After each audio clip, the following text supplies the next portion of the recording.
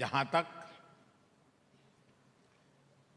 आगामी चुनाव का सवाल है, आपको क्या लगता है? आपको क्या लगता है? ईश्वर, देखिए, जनता जनार्दन ईश्वर का रूप होती हैं और ये किसी के पढ़े लिख करके आए हुए लोग नहीं हैं, किसी के पढ़े पढ़ाए लोग नहीं हैं, अपने आप आवाज दे रहे हैं। क्या होगा?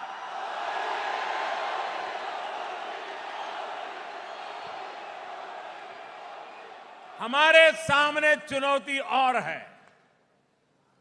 एक दल के रूप में, एक उम्मीदवार के रूप में कांग्रेस हार जाए, इतने से काम बनने वाला नहीं है।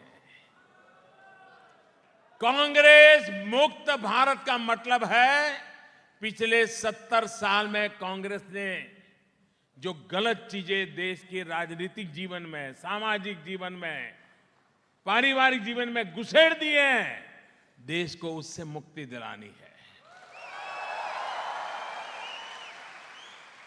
परिवारवाद, जातिवाद, वंशवाद, भ्रष्टाचार, मेरा तेरा, ये जो बीमारियां घुस गई है, देश को उससे बाहर निकालना ही पड़ेगा।